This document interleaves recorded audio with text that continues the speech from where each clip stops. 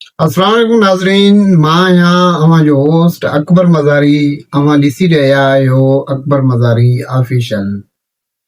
अॼु पाकिस्तान जे मीडिया ते हिकु वॾो प्रोपेगेंडा ज़ोरो शोर सां जारी रहियो, जंहिंमें इमरान ख़ान ऐं उन जी घरवारी जे मथां इल्ज़ाम लॻाया विया त उन पंहिंजे दौरे हुकूमत में कारे जादू जो सहारो वरितो ऐं तर्ज़ हुक्मरानी हुनजी ठीक न हुई।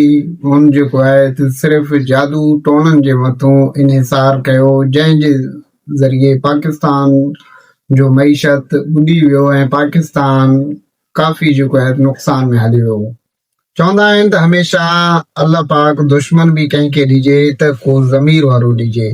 बेज़मीर माण्हुनि इन्हनि अलाए छा छा उन जे ख़िलाफ़ ॻाल्हायो। हाणे जेको उन्हनि ताज़ी प्रोपेगेंडा कई, उनमें सॼे टीवी चैनल शामिल हुआ, नामी गिरामी। उन्हनि इहो पिया ॾेखारियो त हिन टाइम जेको पाकिस्तान जो सभ खां वॾो मसइलो आहे उहो इमरान ख़ान जी ज़ाती ज़िंदगी जी किरदार कुशी करणु आहे।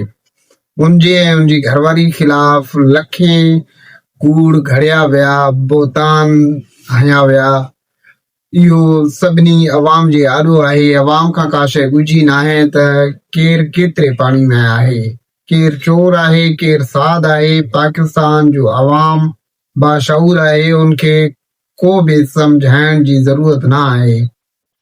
हमेशह नवाज़ शरीफ वारनि जो जॾहिं बि हुकूमत ईंदो आहे, उहे हमेशह के अहिड़ा किरियल कम कंदा आहिनि जेको लजाए छॾींदो आहे इन्हनि खे। बाद में इन्हनि खे पछतावो थींदो हूंदो, लेकिन लॻे नथो जो इहे कंहिं बि मौक़े ते पंहिंजे ग़लति कमनि ते पछताईंदा हुजनि।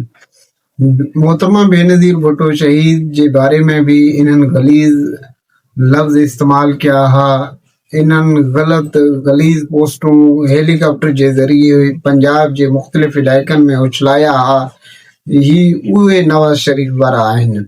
पीर पगारे इन्हनि जे बारे में चयो हो त नवाज़ शरीफ वारनि जे ॻिची में इतफ़ाक़ जो सिरियो आहे ऐं इन्हनि जो हिकिड़ो असूल आहे त इहे जॾहिं बि मुश्किल में हूंदा आहिनि त पेर पकड़ींदा आहिनि ऐं जंहिं टाइम इहे ताक़त में अची वेंदा आहिनि त इहे यकदमि गिरेबान पकड़ींदा आहिनि। नवाज़ शरीफ वारनि जो इहो असूल रहियो आहे त हमेशह इहे जॾहिं बि इक़्तिदार में आया, मुख़ालिफ़नि जी किरदार कुशी इन्हनि कई आहे। हमेशह इन्हनि औरतुनि जे मथां हमिलो कयो आहे, औरत ज़ात जे किरदार जे मथां इन्हनि हमिलो कयो आहे। गुज़िरियल इलेक्शन में बि माण्हुनि ॾिठो त इन्हनि औरतुनि सां कहिड़ो सलूक कयो। पंजाब जे मुख़्तलिफ़ शहरनि में पीटीआई वर्कर्स जे घरनि जे अंदरि पंजाब पुलिस खे मोकिले औरतुनि जी तज़लील कई वई, उन्हनि जा गिरेबान जा कपिड़ा फाड़िया विया। इहो सभु नवाज़ शरीफ जे या नून लीग जे हुकूमत में थियो आहे। हिन दफ़ा इन्हनि जे हुकूमत में पीपल्स पार्टी वे भाङे भईवार आहे। अहिड़े क़िस्म जी प्रोपेगेंडा जी हिमायत पीपल्स पार्टी तरफ़ां करणु समझ खां ॿाहिरि आहे। पीपल्स पार्टी पाण इन शइ जो शिकार रही आहे त हाणे असांखे ख़बर नथी पए त उहे कहिड़े मजबूरी तहत इन्हनि जे अहिड़नि किदनि कमनि जी इन्हनि जी सपोर्ट पिया कनि। इहो हुयो असांजो अॼु जो प्रोग्राम।